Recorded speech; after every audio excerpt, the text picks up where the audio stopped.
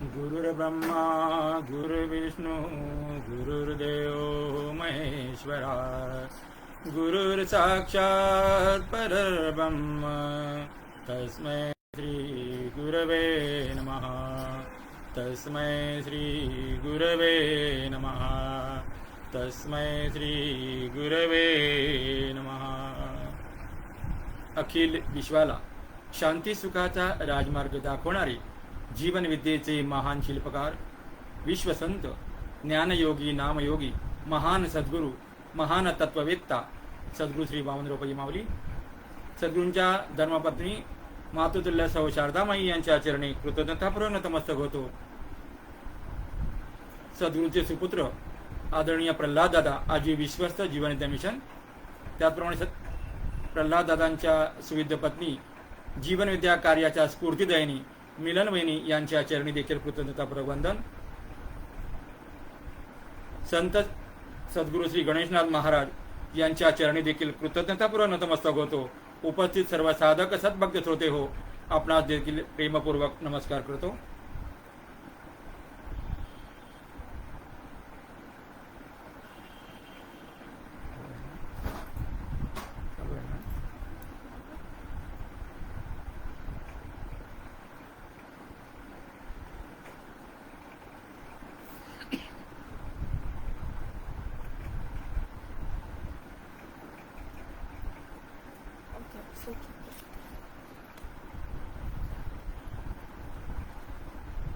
संत सद्गुरू श्री गणेशनाथ महाराज त्रिशतकोत्तर अमृत महोत्सवी संजीवन समाधी सोहळ्यानिमित्त आयोजित दररोजच्या फेसबुक लाईव्ह प्रवचन सेवेत 12वे पुष्प गुंफण्याची संधी सद्गुरूकृपेने उपलब्ध झाली, त्याबद्दल मी सर्वांचा अत्यंत ऋणी आहे, आयोजकांचा ऋणी आहे। विषयाला सुरुवात करण्यापूर्वी विश्वप्रार्थना म्हणून सुरुवात करतो। हे ईश्वरा सर्वांना चांगली बुद्धी दे, आरोग्य दे, सर्वांना सुखात आनंदात ऐश्वर्यात ठेव, सर्वांचं भलं कर, कल्याण कर, रक्षण कर आणि तुझे गोड नाम मुखात अखंड राहू दे। सद्गुरुनाथ महाराज की जय। ज्या जीवनविद्या मिशनच्या वतीने सद्गुरू श्री वामनराव पै यांच्या वतीने बोलण्याचा प्रयत्न करतोय, तर सद्गुरूंची ओळख आणि जीवनविद्येचा कार्याचा परिचय करून देण्याचा अल्पसा प्रयत्न करतो। तूच आहेस तर तुझ्या जीवनाचा शिल्पकार असा दिव्य संदेश देणारे सद्गुरू श्री वामनराव पै, सेवानिवृत्त डेप्युटी सेक्रेटरी फायनान्स डिपार्टमेंट मंत्रालय मुंबई यांनी सन 1952 सालापासून सातत्याने निरपेक्षपणे लोकांचे अज्ञान, अंधश्रद्धा, निराशावाद व दैववाद नष्ट करून त्यांना सुख, शांती, समाधान, सुयश व समृद्धी प्राप्त व्हावी म्हणून जीवनविद्येच्या माध्यमातून प्रवचने, ग्रंथदिंडी, व्याख्याने, ध्वनिफिती, दूरदर्शनवर कार्यक्रम इत्यादीद्वारा समाज प्रबोधनाचे कार्य केले।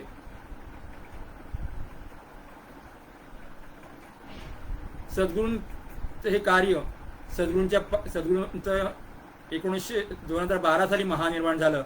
त्यानंतर देखील सद्गुरूंचे हे कार्य अव्याहतपणे सद्गुरूंचे सुपुत्र आदरणीय प्रल्हाद वामनराव पै यांच्या मार्गदर्शनाखाली सुरू आहे आणि आज ते आधुनिक टेक्नॉलॉजीचा वापर करून 7 समुद्रापर्यंत पण पोहोचलेला आहे। या जीवनविद्येच्या तत्वज्ञानात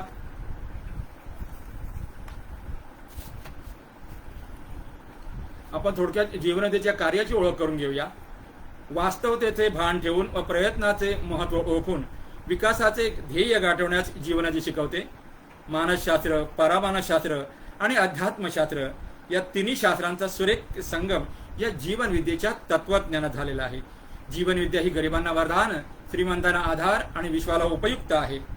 जीवनविद्या ही गरिबांना वरदान आहे याचे कारण जीवनविद्या जे करायला शिकवते त्यासाठी एक पैसाही खर्च नाही, कष्ट तर मुळीच नाही व अमूल्य वेळेचा अपव्यय देखील नाही। जीवनविद्या श्रीमंतांना आधार आहे त्याचे कारण सुख, शांती, समाधान, आनंद या गोष्टी पैसा संपत्तीच्या बळावर मिळू शकत नाहीत, परंतु जीवनविद्येच्या ज्ञानाने या सर्व गोष्टी आपण प्राप्त करू शकतो। विश्वातील प्रत्येक माणसाला सुख, शांती हवी असते, ते देण्याचे सामर्थ्य जीवनविद्येत आहे। त्याचप्रमाणे जीवनविद्या ही धर्मातीत आहे, त्याचे कारण जीवनविद्येचा कुठलाही धर्माशी संबंध नाही. ती वैश्विक आहे कारण ती विश्वातील सर्व लोकांना उपयुक्त आहे, आणि ती शाश्वत आहे कारण तिला निसर्ग नियमांचे अधिष्ठान आहे. जीवनविद्या ही विचारांच्या माध्यमातून क्रांती करते आहे. जीवनविद्येच्या या समाज परिवर्तनाच्या दिशेने कार्य सुरू आहे. जीवनविद्येचे तत्वज्ञान अनेक लोकांच्या जीवनात क्रांतिकारक बदल घडवून आणत आहे. अनेकांचे मोडाला आलेले संसार सावरले गेले, अनेकांचे संसार सुखी झाले, व्यसनाधीन झालेले अनेक लोक व्यसनमुक्त झाले. विद्यार्थ्यांमध्ये शिक्षणाची आवड निर्माण होऊन ते चांगल्या क्रमांकाने, चांगल्या मार्गाने उत्तीर्ण होत आहेत. स्त्रियांना पाय पोसा इतकी सुद्धा किंमत न देणारे पुरुषांमध्ये स्त्रियांचा सन्मान करण्याची मानसिकता निर्माण होत आहे. प्रामाणिकपणे काम करण्याचे महत्त्व समजून कर्तव्य बुद्धीची जाणीव लोकांमध्ये निर्माण झाली. अंधश्रद्धा माणसाला कशी अंध करते व त्याच्या अधोगतीला कशी कारणीभूत ठरते याबद्दल अचूक मार्गदर्शन करून जीवनविद्या अनेक लोकांना अंधश्रद्धेपासून परावृत्त करत आहे. संसार आणि परमार्थ एकमेकांना विरोधी नसून ते एकमेकांना पूरक व पोषक आहेत अशी शिकवण देऊन जीवनविद्या युक्तीने संसार कसा करायचा आणि ते ध्येय कसं गाठायचं हे जीवनविद्येने शिकवलेलं आहे. जीवनविद्येची आपण व्याख्या करायची ठरवलं तर एका वाक्यात सांगता येईल की वास्तववादाच्या अधिष्ठानावर प्रयत्नवादाची कास धरीत विकासवादाकडे झेप घेणे म्हणजे जीवनविद्या. अशा या जीवनविद्येवर आपण थोडा बोलण्याचा प्रयत्न करणार आहोत. पण आपला आजचा खरं तर आपला विषय दिला आहे गुरु महिमा की सद्गुरु महिमा. संत सद्गुरू श्री गणेशनाथ महाराज यांच्या तत्वज्ञानावर बोलण्या इतका माझा काही अभ्यास नाही, पण सद्गुरु महिमा गाण्याचा थोडक्यात प्रयत्न करतो. कारण जीवनात गुरु किंवा सद्गुरू यांचे महत्त्व अपरंपार आहे. जगात ज्या अनेक कला किंवा विद्या आहेत त्या शिकवणारे ते गुरु होत, परंतु अध्यात्मविद्या ही सर्व विद्यांचा राजा आहे. अध्यात्मविद्या विद्यानाम हे सुवचन सर्वांना सुपरिचित आहे. हिलाच राजविद्या असंही म्हणतात. ही विद्या शिकवतात त्यांना सद्गुरू म्हणतात. सद्गुरूंचा महिमा सर्व संतांनी मुक्त कंठाने गायलेला आहे. ज्ञानेश्वरीत प्रत्येक अध्यायात ज्ञानेश्वर माऊलींनी गुरुचा महिमा गायलेला आहे. सद्गुरूंची महती सद्गुरूंची स्तुती तोंड भरून गेलेली आहे. अध्यात्मविद्या सर्व विद्यांचा राजा आहे. अफार सुख देणारी, शांती देणारी अतिशय उत्तम अशी ही जीवन विद्या आहे आणि प्रत्यक्ष अनुभवता येणारी आहे. त्याचे वर्णन सुद्धा सुंदर ज्ञानेश्वर माऊलींनी हरिपाठात केले आहे. ज्ञानगुड गम्य ज्ञानदेवा लाधले, निवृत्तीने दिदले माझे हाती. सद्गुरु महिमा अगाध असे संत सांगतात. त्यात अतिशयोक्ती नसून ती वस्तुस्थिती आहे. आणि म्हणून अशा या सद्गुरूंचं महत्त्व आपण आपल्या जीवनात अनन्यसाधारण महत्त्व आहे. आणि म्हणून आपल्या जीवनात आपण सर्वांनी सद्गुरुनाथांना शरण जाऊन त्यांच्या मार्गदर्शनानुसार आपलं जीवन मार्गक्रम करायचं असतं. कारण सद्गुरू जे सांगतात ज्या मार्गाने गेलं असता देवाचं किंवा सुखाचं दर्शन होतं ते खरं मार्गदर्शन असतं. आणि हे मार्गदर्शन खरे सद्गुरू देत असतात. अशा खऱ्या सद्गुरूंच्या आपण नेहमीच संगतीत सहवासात यायला हवं. त्यांच्या मार्गदर्शनाप्रमाणे आपण आपलं जीवन आचरणात आणलं पाहिजे, तर आपण सुखी आणि समाधानी होणार आहोत.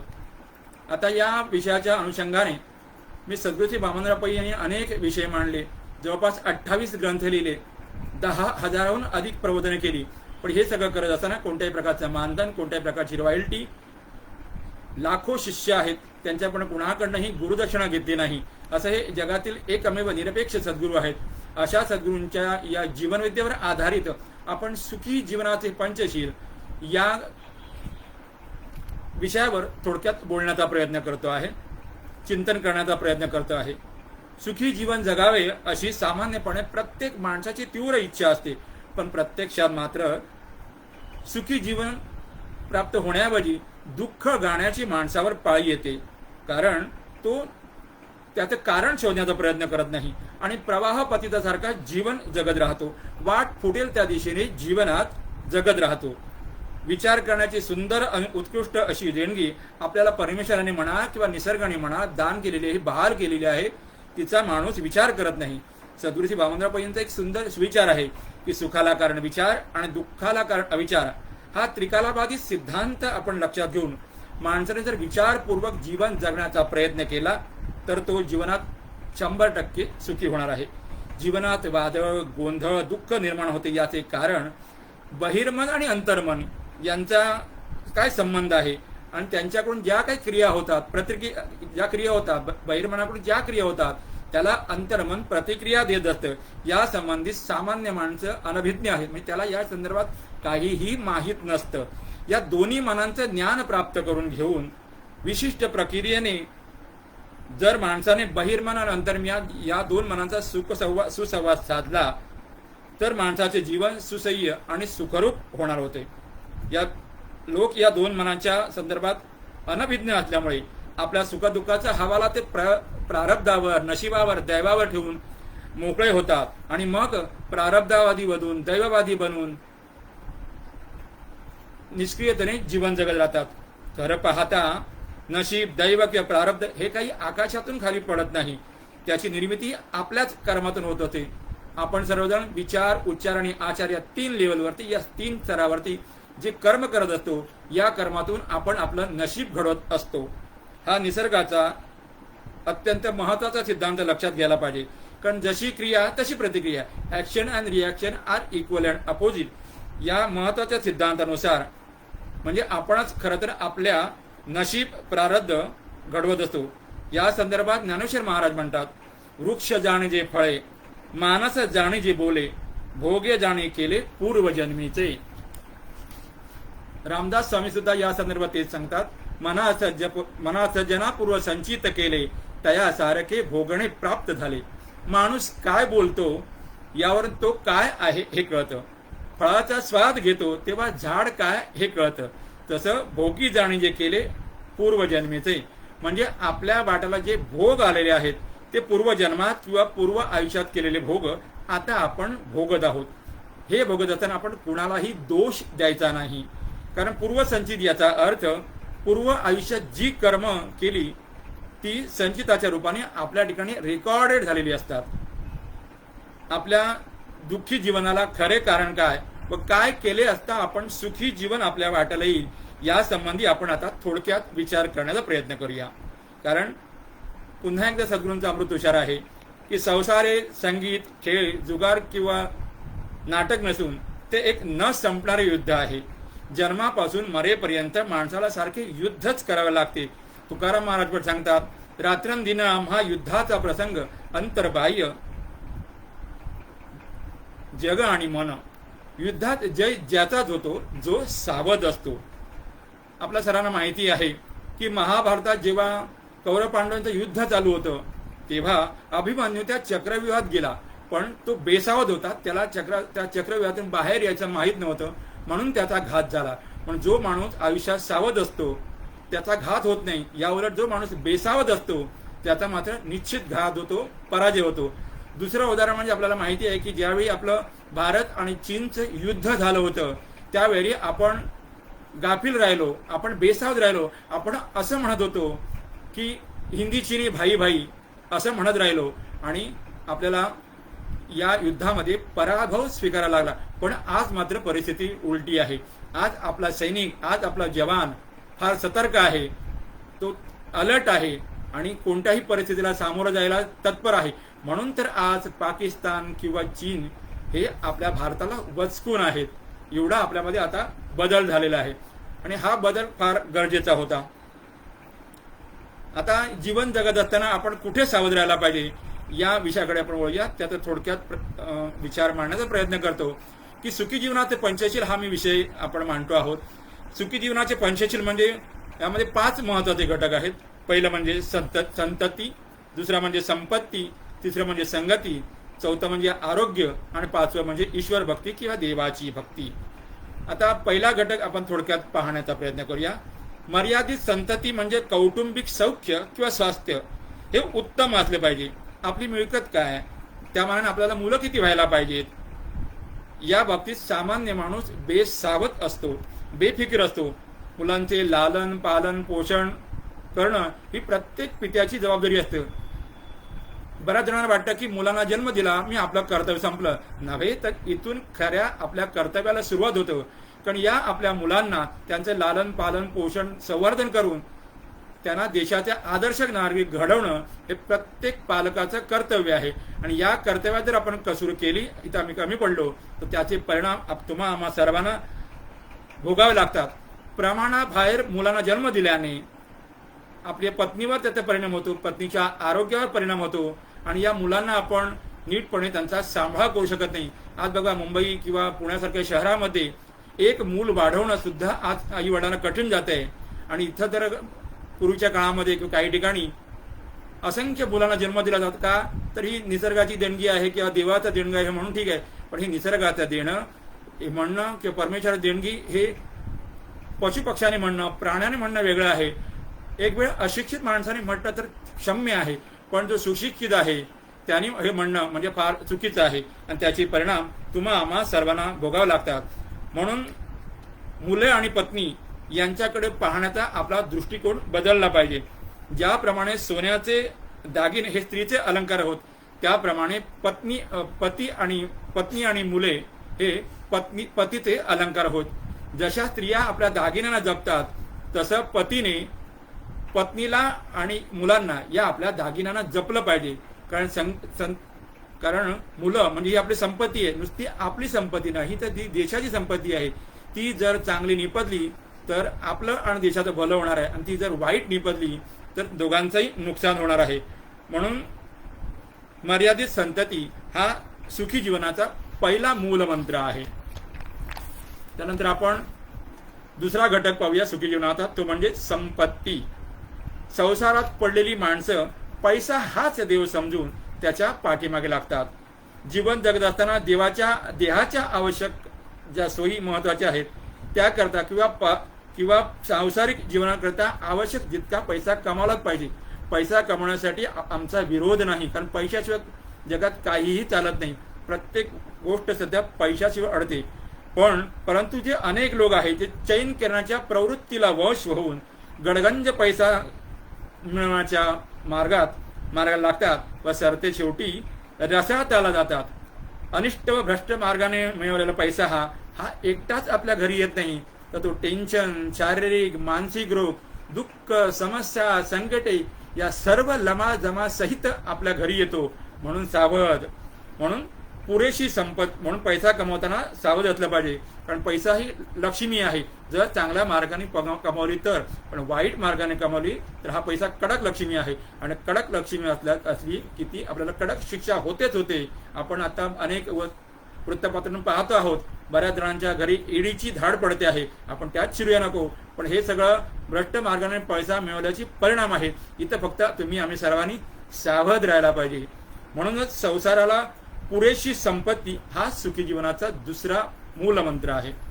तिसरा महत्वाचा मूलमंत्र पाहूया, तो म्हणजे संगती. जशी संगती तशी गती किंवा जसा संग तसा जीवनाला रंग हा जीवनविद्येचा महत्वाचा सिद्धांत आहे. जीवनाला संपूर्ण कलाटणी देण्याचे सामर्थ्य, प्रचंड सामर्थ्य या संगतीत आहे. अधोगतीला जायचं किंवा ऊर्ध्वगतीला जायचं हे संगतीवर अवलंबून आहे. एखाद्याचा संपूर्ण सत्यानाश करायचा किंवा देवाचा साक्षात्कार घडवून आणायचं संपूर्ण सामर्थ्य या संगतीत आहे. आणि म्हणून संगत धरण्याच्या बाबतीत माणसाने सदैव सावध असले पाहिजे.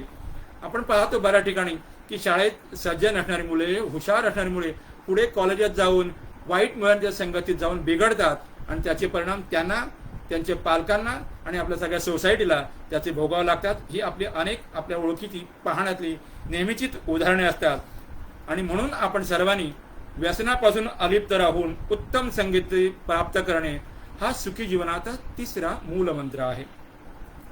पुढे आपण जाऊया की चौथा घटक या पंचशील मधला, तो म्हणजे आरोग्य. तुमच्या आमच्या सर्वांच्या दृष्टीने अत्यंत महत्वाचा घटक आहे, कारण हेल्थ इज वेल्थ. आरोग्य हीच खरी संपत्ती आहे. पण काय होतं, ही म्हण पुस्तकात राहते आणि आपण या शरीराकडे दुर्लक्ष करतो. या शरीराची जेवढी काळजी घ्यायला पाहिजे तेवढी आपण काळजी घेत नाही. प्रकृतीच्या बाबतीत सामान्य माणूस सामान्यतः बेसावध असतो. मानवी शरीर म्हणजे मनुष्याला मिळालेलं हे भांडवल आहे आणि या भांडवलाचा उपयोग करून नराचा नारायण व्हायचा की नराचा वानर व्हायचा हे सर्वस्वी माणसावर अवलंबून आहे. जोपर्यंत शरीर निरोगी आहे तोपर्यंत जगण्यात खरा आनंद आहे.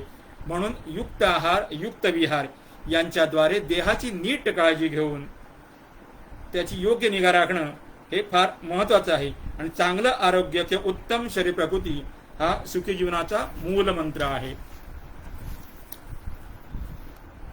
या सुखी जीवनाचा पंचशील मधला सगळ्यात महत्वाचा घटक म्हणजे देवाची भक्ती किंवा ईश्वर हा फार महत्वाचा एवढ्यासाठी आहे की देवाचे स्मरण करणे फार महत्वाचं आहे. देवाचा विसर म्हणजे जीवाला झालेला रोग आहे. देहाला म्हणजे आपल्या शरीराला झालेला रोग आपल्याला चटकन कळतात, त्यावर आपण उपचार देखील करतो, डॉक्टरकडे जातो, आयुर्वेदिक उपचार करतो, जे जे काही आपल्याला ठाऊक आहेत ते उपचार करतो. परंतु देवाचा विसर हा रोग आपल्याला जडलेला आहे हेच सामान्य माणसाला माहीत नसतं. आणि हे सांगतात, आपलं सांगत असतात किंवा आपल्याला हे लक्षात आणून देतात ते खरं सद्गुरू असतात. आणि म्हणून तुकाराम महाराज एके ठिकाणी म्हणतात, हेची दान देगा देवा तुझा विसर न भावा.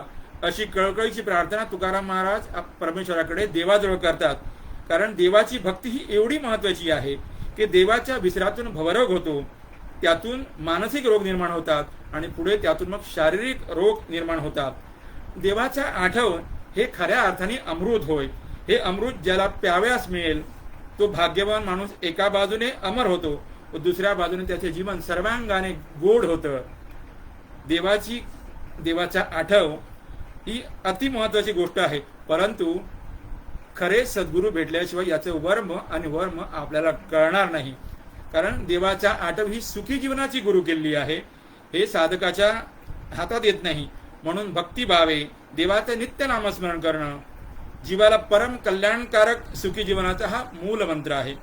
अशा तऱ्हेने आपण विचार केला तर हे सुखी जीवनाचे पंचशील जे आता मी मांडलं ते म्हणजे मर्यादित संतती, पुरेशी संपत्ती, उत्तम संगती, चांगली शरीर प्रकृती आणि देवाची भक्ती किंवा ईश्वर भक्ती. आता फार महत्वाचं आहे की हे ढोबा मानाने सांगितलं, परंतु जीवन सुखी करण्यासाठी वरील पाचही घटक महत्वाचे आहेत. यातील एकही जरी घटक कमी पडला तरी सुद्धा आपलं जीवन सुखी होणार नाही. कारण हे पाचही घटक एकमेकांवरती अवलंबून आहेत, एकमेकांची इंटर रिलेटेड आहेत. त्यामुळे ते कसं ते आपण थोडक्यात पाहण्याचा प्रयत्न करूया. आता आपण पहिलं पाहिलं की मर्यादित संतती. आता या मर्यादित संततीवर बाकी चार घटकांचा परिणाम कसा होतो, तर त्या मर्यादित संतती आपली संतती नीट निपजण्यासाठी किंवा तिथं आपण मगाशी पाहिलं त्या या मुलांचा लालन पालन पोषण सगळं करण्यासाठी आपल्याला पैसा आवश्यक आहे, म्हणजे संपत्ती आली. त्यानंतर मुलांना चांगली संगत मिळणं गरजेचं आहे की चांगली संगत मिळाली नाही तर मुलं वाईट मार्ग लागू शकतात, म्हणजे हा तिसरा घटक सुद्धा महत्वाचा आहे. आता मुलं हे म्हटले जसे संपत्ती आहे, पण ही मुलं चांगली निपजण्यासाठी त्यांना सुदृढ शरीर प्रकृती मिळणं सुद्धा आवश्यक आहे. आणि हे सगळं होण्यासाठी देवाची भक्ती महत्वाची आहे. या देवाने आपल्याला शरीर हे भांडवल दिलेलं आहे, त्याची जर आपण कृतज्ञतेने स्मरण ठेवलं, आठवण ठेवलं तर आपण या मुलांचा आणि आपलं सुद्धा स्वतःच्या शरीराची काळजी घेऊ शकतो. तर म्हणून ही संतती आहे. संतती हा चार घटकांचा परिणाम होतो. आता दुसरा आहे पुरेशी संपत्ती. या पुरेशी संपत्तीवर सुद्धा या चार घटकांचा पुन्हा परिणाम होतो. कारण बरेच पालक काय करतात की आपण लहानपणी खूप कष्टात वाढलेलो असतो, आपल्याला पैशात आपण दारिद्र्यात वाढलेलो असतो, ज्या सोयी सुविधा आपल्याला मिळालेल्या नाही त्या आपल्या मुलाबाळांना मिळाव्यात, पुढच्या पिढीला मिळाव्यात म्हणून आपण खूप प्रयत्न करतो, काबाड कष्ट करून पैसा मिळत असतो. पण ही सहज आलेली संपत्ती या मुलांच्या जर सहज हातात गेली तर ते सहज वाम मार्गाला लागतात. त्याऐवजी ते वामन मार्गाला यायला पाहिजे, म्हणून आपण सावध असलं पाहिजे. ते असं आहे की संपत्तीचा वापर चांगला होण्यासाठी, कारण असं असतं की आपण जेव्हा काही लोक संपत्ती सहज मिळाली की मग ती दारू पिऊन, सिगारेट पिऊन, जुगार खेळून ती फुंकून टाकतात. पण जर चांगल्या मार्गाने चांगल्या कार्यासाठी आपण याचा वापर केला, संत गणेशनाथ महाराज यांच्यासारख्या संस्थेला, जीवनदा मिशन सारख्या संस्थेला किंवा अनाथ आश्रम किंवा ज्या काही गरीब संस्था आहेत अशा या संस्थेना, शाळांना आपण देणगी दिली तर तो पैसा, ती संपत्ती सत्कारणे लागते. यासाठी संतती महत्वाची आहे. हे होण्यासाठी तुम्ही उठलात आणि पटकन पैसा कुठे दान करू शकणार नाही. त्यासाठी तुम्हाला माहिती पाहिजे की कुठली संस्था चांगली आहे. यासाठी तुम्हाला चांगल्या संगतीत यायला पाहिजे. चांगली संगत निवडण्यासाठी पुन्हा तुम्हाला तुमचं शरीर प्रकृती चांगली असली पाहिजे. आणि हे सगळं असण्यासाठी पुन्हा देवाची भक्ती, कारण देवावर श्रद्धा पाहिजे, देवावर विश्वास पाहिजे, सद्गुरू जे सांगतात त्याच्यावर श्रद्धा पाहिजे, त्याच्यावर विश्वास पाहिजे, तर तुम्ही हे करू शकता. म्हणून चांगली पुरेशी संपत्ती असण्यासाठी सुद्धा पुन्हा ह्या चार घटकांचा आपल्यावर परिणाम होत असतो. आता तिसरा घटक आहे तो म्हणजे उत्तम संगती. या संगतीसाठी सुद्धा पुन्हा हे 4 घटक फार महत्वाचे आहेत. उत्तम संगती मिळण्यासाठी परत आपल्याला मगाशी सांगितल्याप्रमाणे पैसा पाहिजे, संतती पाहिजे, शरीर चांगलं पाहिजे, तरच आपण चांगली संगती मिळू शकतो. देवाची भक्ती पाहिजेच आहे. त्यानंतर आपण चौथा घटक आहे म्हणजे आरोग्य. आता आरोग्य सुदृढ राखण्यासाठी आपल्याला यात पुन्हा सगळ्या गोष्टींची गरज आहे.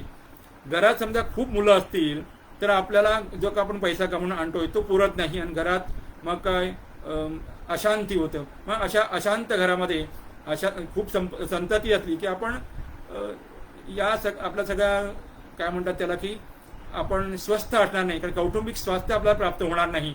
म्हणून संतती फार महत्वाची आहे. उत्तम आरोग्य राखण्यासाठी पैसा आवश्यक आहे जीवनाला, तो तर मिळवायलाच पाहिजे. पण किती वेळा मिळवायला पाहिजे? पुरेसा, म्हणजे उद्याची चिंता नाही त्याला, इथपर्यंत आपला तो कमवायला पाहिजे. 7 पिढ्यांची कमाई नको. सद्गुरू असं म्हणतात, जी लोक 7 पिढ्यांच्या कमाईची तरतूद करण्याचा प्रयत्न करतात ते खऱ्या अर्थाने त्या 7 पिढ्यांच्या मढ्यांची तयारी करत असतात. हे आपल्याकडनं होता कामा नाही. आपण आपल्या मुलांना त्यांच्या पायावर नीट उभं राहण्या इतपत पैसा आपल्याला नक्की जमवायला पाहिजे. म्हणून आरोग्यासाठी हा पैसा गरजेचा आहे. उत्तम आरोग्य राखण्यासाठी, कारण काय होतं की मगाशी मी सांगितलं की जर चांगली संगत मिळाली नाही तर ते व्यसनीमध्ये टपलेले असतात की कधी तुम्हाला बिघडवण्यासाठी तो तुम्हाला सुरुवातीला सांगेल चल ना, तुमचा मित्र असेल, जर तो व्यसनी असेल तो सांगेल चल ना, तुम्ही म्हणणार कुठे, अरे नको, अरे चल तर तू माझ्यासोबत जाऊन, तू म्हणे नको रे, तुम्ही त्याच्या आग्राला बळी पडता आणि त्याच्यासोबत जाता. बाहेर बघता तर तो एका बारमध्ये घुसतोय किंवा गुत्त्यात घुसतो आहे. मग तुम्ही म्हणता अरे मी येणार नाही, माझ्या आई वडिलांना कळलं तर ते आवडणार नाही आणि मलाही पटत नाही किंवा मला त्याचा त्रास होतो. मग तुम्ही ते टाळण्याचा प्रयत्न करतात. पण मित्र फार हुशार असतो, तो काय सांगतो, अरे माझ्याबरोबर फक्त येऊन बस, तू काही पिऊ नको, तू घेऊ नको, मी तुझ्यावरती काहीही फोर्स करणार नाही, तुला जबरदस्ती बळजबरी करणार नाही. आणि हे मित्राचे पाऊल आपण आग्रा खात्याच्या सोबत जातो इथपर्यंत ठीक आहे. मित्र तुम्हाला पहिल्या दिवशी काहीही फोर्स करत नाही. दुसऱ्या दिवशी पुन्हा तसंच होतं, तो मित्र तुम्हाला घेऊन जातो, तुम्ही त्याच्यावर जाता. दुसऱ्या दिवशी मित्राचं एक पुढचं पाऊल वाजू लागतं. तो असं म्हणतो, अरे घेऊन तर बघ ना, फुकट आहे, मी पैसे देतो, तू काळजी करू नकोस. हा म्हणतो नको रे, मला आवडत नाही. अरे घेऊन तर बघ ना, एक दिवस तर घ्यायची आहे, घेऊन बघ, ट्राय कर ना. आणि हेच मित्राचं पाऊल फार मोठं घातक असतं. इथं आपण जर सावध राहिलो नाही तर त्या व्यसनी मित्रासारखे आपण बनणार. कारण व्यसनी मित्रांची त्यांची अवस्था अशी असते की शेपटी तुटलेल्या कोल्ह्याला सतत वाटत असतं की आपल्यासारख्या सर्व कोल्ह्यांच्या शेपट्या तुटाव्यात असं त्याला वाटत असतं. तसं आपल्या व्यसनी मित्राची अशी इच्छा असते की आपल्यासारखे सगळे व्यसनी मित्र व्हावे. म्हणून असा मित्र निवडताना सावध, म्हणून संगतीच्या बाबतीत सावध. म्हणून आपल्याला आरोग्याचा सुद्धा या ठिकाणी फार मोठा रोल आहे. आणि सगळ्यात शेवटी अर्थात 5वा जो घटक आहे की देवाची भक्ती. देवाची भक्ती आपण सहज कुणी उठला आणि प्रार्थना म्हटली, नामस्मरण म्हटलं असं होणार नाही. कालच्या 11व्या व्याख्यानामध्ये 11वं पुष्प गुंफलं गेलं. त्या आमच्या बुवाने सांगितलं की आज महाराष्ट्रामध्ये किंवा आपली या सत्संगामध्ये किंवा वारकरी संप्रदायामध्ये जाणारी मंडळी दिवसेंदिवस कमी होऊ लागलेली आहे. हे चित्र खरं तर भयावह आहे आणि ती वस्तुस्थिती आहे. कारण आज बघतोय आपण की तरुण मुलं म्हणतात की परमार्थ हा आमचा प्रांत नाही, किंवा आम्हाला काय वारीला जायचं नाही, पंढरपूरला जायचं नाही, किंवा आम्हाला जाऊन प्रवचनाला जायचं नाहीये. पण जीवनदेव तर मात्र उलट आहे. जीवनदेव सांगते की सद्गुरू सांगतात की तूच आहेस तुझ्या जीवनाचा शिल्पकार. हा महत्वाचा सिद्धांत ज्या लोकांनी स्वीकारला ती लोक आज उत्तम सगळं प्राप्त करून टॉपला गेलेली आहेत. नवे आमच्या जीवन विद्या मिशनमध्ये जी मंडळी आहे 90% तरुण आहेत आणि सगळी हायली क्वालिफाईड आहेत, उच्च विद्या विभूषित सगळी मुलं आहेत, टॉपला जात आहेत.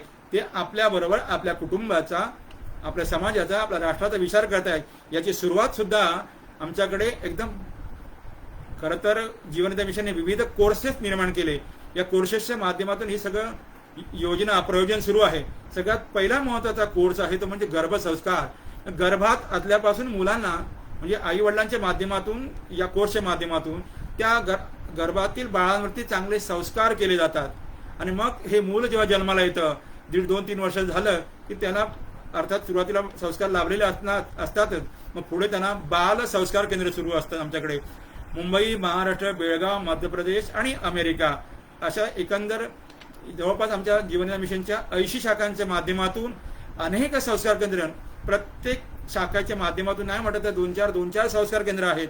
आणि अशी अनेक संस्कार केंद्राच्या माध्यमातून लाखो मुलं आज या बाल संस्कार केंद्रात सहभागी होत असतात. आणि मला सांगायला आनंद वाटतोय की मी स्वतःला भाग्यवान समजतो की 1997 सालापासून सद्गुरूंच्या या दिव्य कार्यामध्ये सद्गुरू सेवा करण्याची संधी उपलब्ध आहे. या दिव्य कार्यामध्ये आम्ही जेव्हा मुलांना शिकवतोय, सद्गुरून दिलेले ज्ञान आम्ही मुलांपर्यंत पोहोचवतो आहोत. आम्ही फक्त पोस्टमनचं काम करत असतो की सद्गुरून दिलेले ज्ञान या मुलांपर्यंत पोहोचवतो. त्याचा परिणाम आज छान होतो आहे.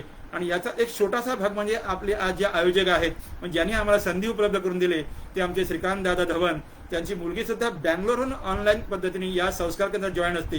तर माझी तुम्हाला सर्व पालकांना सुद्धा विनंती आहे, जी आज हा सत्संग ऐकता आहेत, हा फक्त परमार्थ बोलण्यासारखा नाही, जीवन जगणं ही कला आहे. तो आत्मसात करतो तो करा कलावंत. ही जीवन जगण्याची कला मुलांना लहानपणापासून जर प्राप्त झाली तर या मुलांचं जीवन घडणार आहे. आणि म्हणून मुलांना लहानपणापासूनच त्यांना चांगला सत्संगीत आणा.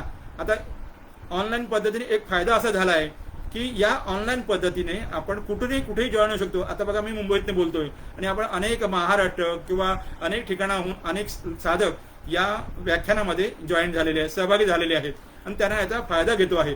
तसंच आम्ही जेव्हा बाल संस्कार केंद्र घेतो आहोत तेव्हा या बाल संस्कार केंद्रामध्ये अनेक ठिकाणाहून अनेक मुलं जॉईन होत आहेत. तुम्हाला माहिती आहे, गेली 2 वर्ष मुलांच्या शाळा बंद आहेत. ऑफलाईन शाळा बंद आहेत, ऑनलाईन शाळा सुरू आहेत. ह्या ऑनलाईन शाळा सुरू असल्यामुळे नाही म्हटलं तरी मुलांचं शिक्षण तसं काही फारसं बुडलेलं नाही.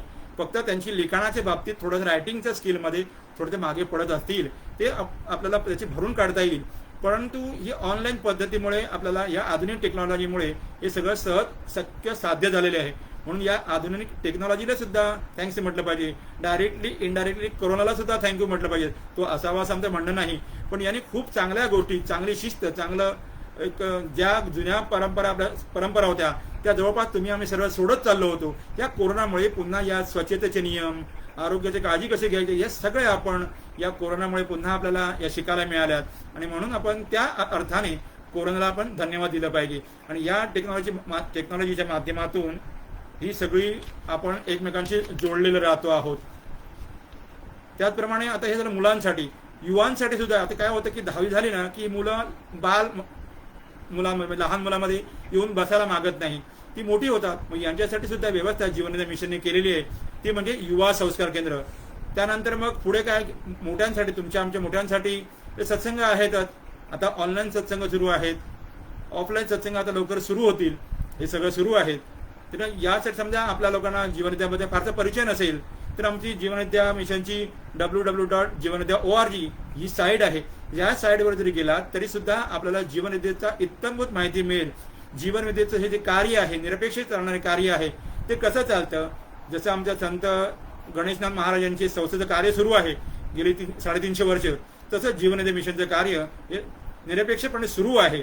तर आपण त्याचाही लाभ घेऊ शकता अशी साधकांना माझी कळकळीची विनंती आहे.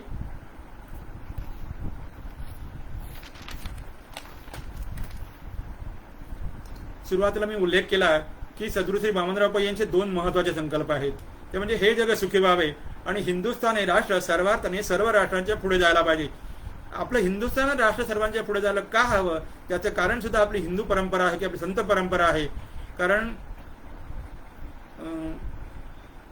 सर्वे सुखीने संतू हे असं आपण म्हटलं जातं. किंवा पसायदानामध्ये ज्ञानेश्वर माऊली म्हणतात की हेची दाना दे, नाही काय म्हणतात ते, हे विश्वाची माझे घर असं म्हटलंय. त्याप्रमाणे आपली ही हिंदू संस्कृती आहे की सर्वांच्या कल्याणाचा विचार करावा, सर्वांच्या हिताचा विचार करावा. हे फक्त हिंदुस्थानी भारतीय संस्कृतीमध्ये आहे. अशी संस्कृती बाहेर जगात कुठेही नाही. म्हणून आपला भारत देश जर पुढे गेला तर तो सगळ्या देशाला पुढे घेऊन जाणार आहे. कारण सद्गुरूंनी पुढे मी प्रार्थना सांगणार आहे. या प्रार्थनेत सुद्धा, जसं मगाशी म्हटली प्रार्थना, या प्रार्थनेत सुद्धा सद्गुरूंनी तेच मागितलंय की हे ईश्वरा सर्वांना चांगली बुद्धी दे, आरोग्य दे, सर्वांना सुखात, आनंदात, ऐश्वर्यात ठेव, सर्वांचं भलं कर, कल्याण कर, रक्षण कर आणि तुझे गोडना मुखात अखंड राहू दे. आता तुम्हाला माहिती आहे की सध्या युक्रेन आणि रशियाचं युद्ध सुरू आहे. आणि या आपण सर्वांनी जिथे असाल तिथून कळकळीची आपण प्रार्थना देवाकडे करूया की या पुतीनला किंवा युक्रेनला सद्बुद्धी व्हावी आणि हे युद्ध लवकरात लवकर थांबावं. कारण या युद्धाचा परिणाम तुमच्या, आमच्या नव्हे अख्ख्या जगावर होणार आहे. आणि ते टाळण्यासाठी, युद्ध लवकर थांबण्यासाठी आपण परमेश्वराकडे प्रार्थना करूया. आणि ही प्रार्थना आपण सर्वांनी करावी. देवाकडे असं मागणं मागावं की या सर्वांना सद्बुद्धी मिळावी अशी आपण प्रार्थना करूया.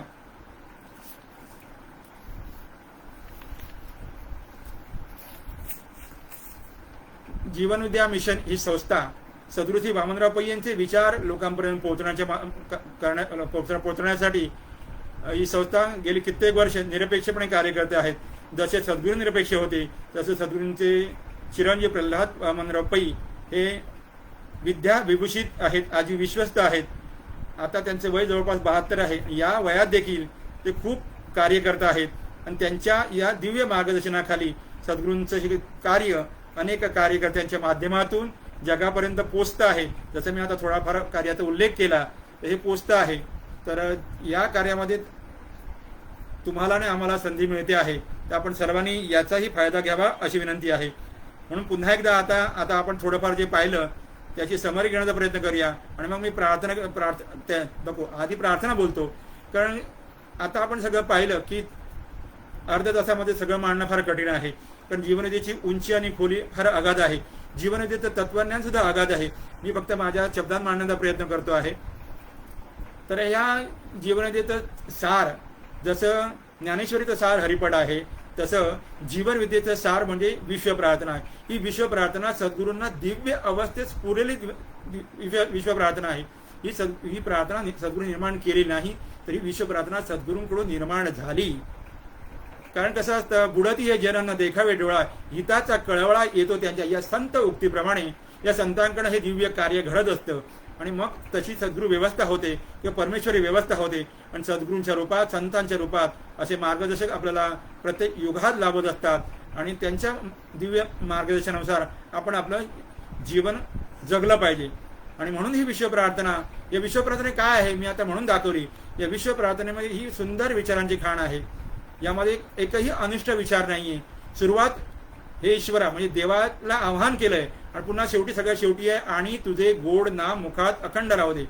देवाचं गोड नाम मुखात राहण्यासाठी ही प्रार्थना आपल्याला सातत्याने म्हटली पाहिजे. सद्गुरूंनी आम्हा साधकांना एक टार्गेट दिलेलं आहे. एक तर रात्री झोपताना ही 108 वेळा प्रार्थना म्हणा किंवा दिवसभरामध्ये रिकामपण मिळेल तेव्हा, म्हणजे काम धंदा सोडून नाही. Love work and bless all and you will be blessed by God. हा सद्गुरूंचा एक महत्त्वाचा सिद्धांत आहे की आपल्या वाट्याला आलेलं काम आवडीने, गोडीने, प्रामाणिकपणे करून आपल्या कुटुंबाची आणि देशाची सेवा करणं हे फार महत्त्वाचं आहे.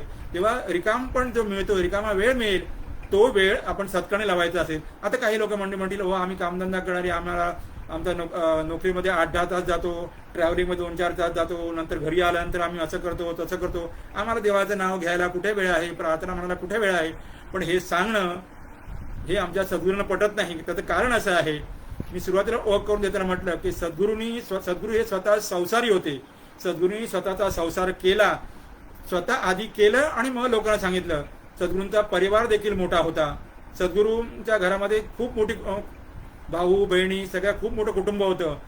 सद्गुरूंना मुलगा, नातू, पणतू असा परिवार आहे. सद्गुरूंनी सगळं केलं. सद्गुरूंनी मंत्रालयातली आपली सचिव उपायुक्त पदावरची नोकरी सांभाळून प्रवचन, कीर्तन ही केली. त्या काळामध्ये सद्गुरू महिन्याला 30-30, 40-40 प्रवचनं करत असत. मुंबई, महाराष्ट्र, बेळगाव सगळे ठिकाणी जाऊन प्रवचन करत होते आणि नामस्मरण करत असते. आणि म्हणून सद्गुरूंनी आधी केलं आणि लोकांना सांगितलं. सुरुवातीच्या काळामध्ये सद्गुरूंनी लालबाग, परळ या गिरणी कामगार वस्तीमध्ये लोकांना नामस्मरणाचं महत्त्व सांगितलं. मग सद्गुरूंच्या लक्षात असं आलं की जे संतांचा जो अनुभव होता की नामस्मरण करणारे लोक तयार होत नाही, की लोकांना नामस्मरण फारसं जमत नाही, कारण अखंड नामस्मरण करणे कठीण आहे. अर्थात सद्गुरूंनी केलं आणि मग लोकांना सांगितलं. तरी सुद्धा सद्गुरूंच्या लक्षात असं आलं की लोक नामस्मरण करण्यात कमी पडतात किंवा होत नाही त्यांच्याकडून. मग सद्गुरूंना दिव्य अवस्थेची विश्व प्रार्थना स्फुरली आणि या विश्व प्रार्थनेचे फायदे आज अनेक लोकांना होत आहेत. कारण काय असं आहे की सद्गुरू मगाशी म्हटल्याप्रमाणे आम्हाला कमीत कमी 1000 वेळा प्रार्थना म्हणण्याची आम्हाला टार्गेट दिलेलं आहे. म्हणजे टार्गेटपणा दूर जाऊन हे चांगलं टार्गेट आम्हाला दिलं असल्यामुळे सुरुवातीला आम्हाला कठीण जात होतं, पण आता हळूहळू त्याची सवय होत गेल्यामुळे, कारण जी गोष्ट आपण बहिर्मनाने करतो ती गोष्ट अंतर्मनाने एकदा स्वीकारली की त्याची सवय होऊन जाते. हा अंतर्मनाचा नियम आहे. त्यामुळे आता ही प्रार्थना आमच्या अंतर्मनाकडनं होऊन जाते आणि ती 1000 तर टार्गेट सहज होऊन जातं. आमच्याकडचे काही मंडळींची प्रार्थना तर आज 4-4, 5-5, 8-8, 10,000 होतात. अमेरिकेत मंडळी आपण म्हणतो ही फार व्यस्त मंडळी असतात, तर तिकडच्या सुद्धा आमच्या साधकांची प्रार्थना दिवसातनं 11-11, 13-13 हजार एवढी होते. म्हणजे ही प्रार्थना त्यांच्याकडे सहज होते. त्याचं कारण ही प्रार्थना त्यांच्या आता अंतर्मनात गेलेली आहे, अंतर्मनाकडनं ते कार्य होतं आहे. आणि म्हणून ही विश्व प्रार्थना कोणते असं म्हटलं जातं की विश्व एक वेळ नाव मुखात यायला पूर्वजन्माची पुण्याही लागते, अनंत जन्माची पुण्याही लागते. मग एक वेळ विश्व प्रार्थना मुखात यायला किती कठीण आहे हे तुमच्या लक्षात येईल. कधी येईल तुम्ही जेव्हा ही प्रार्थना म्हणायला सुरुवात करा, कधी तुमच्याकडे हा विचार निष्ठेल सटकेल सांगता येत नाही. म्हणून अठ्ठासन ही प्रार्थना जेव्हा आपण सतत सतत सतत म्हणून राहू तेव्हा आपल्याला त्याची सवय लागेल आणि आपल्याकडे ही सतत प्रार्थना होईल. आणि एकदा प्रार्थनेचा आपला छंद लागला, एकदा आपल्याला नामस्मरणाचा छंद लागला, एकदा आपल्या प्रार्थनेची गोडी लागली की तुमचं आमचं सर्वांचं जीवन सर्वांगाने गोड होईल. आणि ते तसं गोड होवो अशी सद्गुरूंच्या चरणी प्रार्थना करतो. आता ही प्रार्थना आपण सर्वांनी जेव्हा आपला रिकामपणा वेळ मिळेल तेव्हा म्हणावी अशी प्रार्थना करतो आहे. सर्वांच्या जीवन प्रार्थना आहे. व पुन्हा आता आपण जे थोडंफार पाहिलं त्याची समरी घेण्याचा प्रयत्न करू की आपण आपला सद्गुरू महिमा थोडक्यात पाहिला. कारण आजचा आपला विषय होता गुरु महिमा. तर त्याबरोबर आपण संत सद्गुरूंचा महिमा थोडक्यात वर्णन करण्याचा प्रयत्न केला. त्यानंतर जीवन जगत असताना कोणत्या 5 महत्त्वाच्या ठिकाणी आपण सावध राहायला पाहिजे. बेसावध राहिलो तर काय होतं आणि सावध राहिलो तर काय होतं हे आपण या अर्धा तासाच्या व्याख्यानातून पाहिलेलं आहे.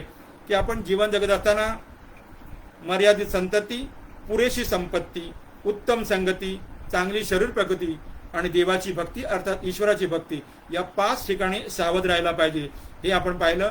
त्यानंतर सद्गुरूंनी लावलेला विश्व प्रार्थनेचा शोध आहे. हा एक मोठा शोध आहे म्हणून सद्गुरू शास्त्रज्ञ म्हणतात. तर असा दिव्य लोकांना सुखी करण्याचा हा शोध प्रार्थनेच्या माध्यमातून सद्गुरूंनी लावलेला आहे तेही आपण पावलो.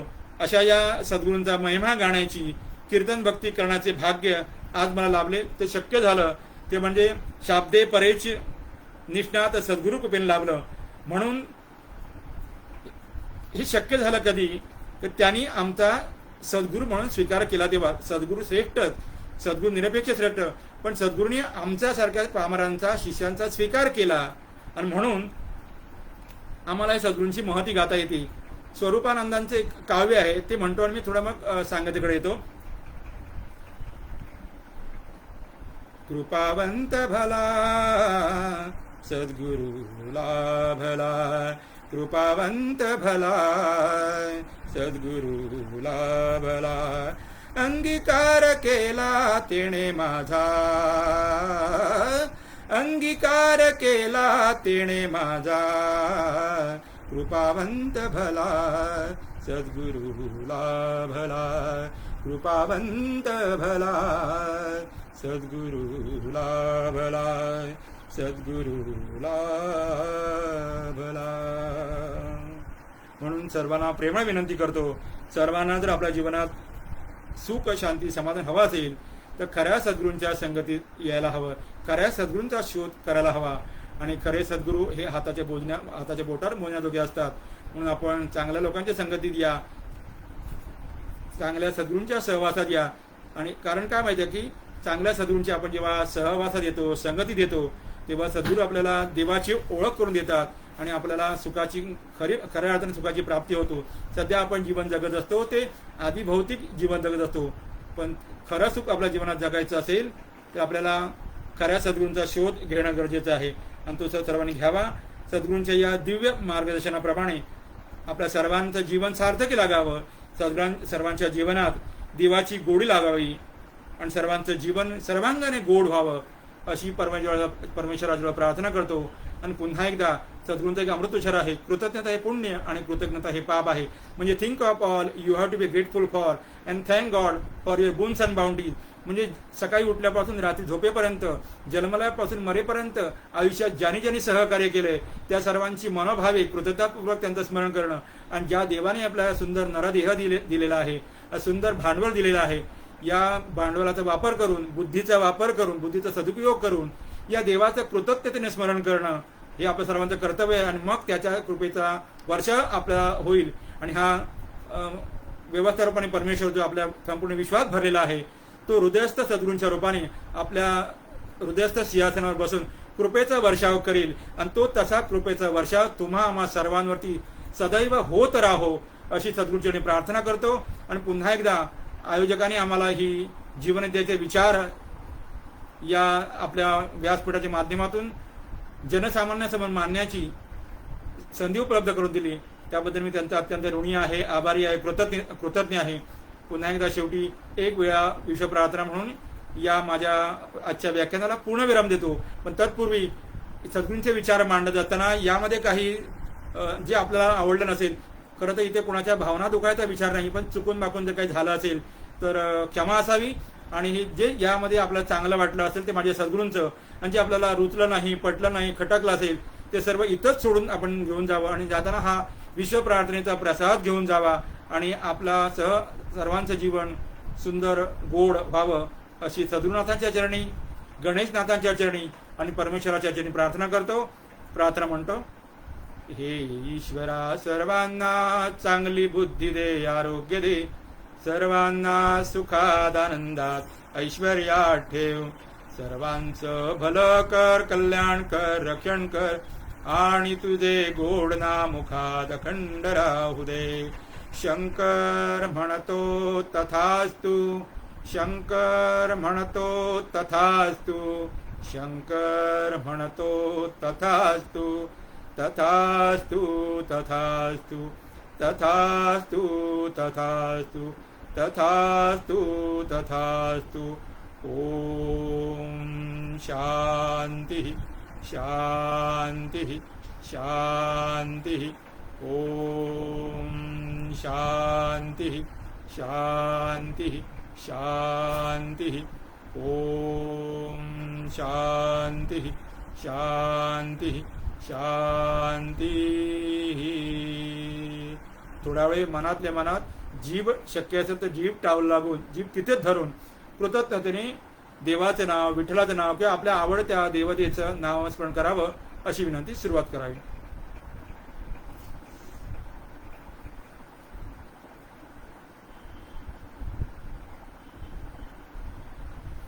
पुंडलीक वरदे हरी विठ्ठल, श्री ज्ञानदेव तुकाराम, सद्गुरु श्री नारायण महाराज की जय, सद्गुरु श्री पै महाराज की जय, सर्व संतन की जय. वासुदेव हरि, वासुदेव हरि, वासुदेव हरि. बजरंग बली की जय. संत सद्गुरु श्री गणेशनाथ महाराज की जय. विठ्ठल विठ्ठल. धन्यवाद सर्वांना.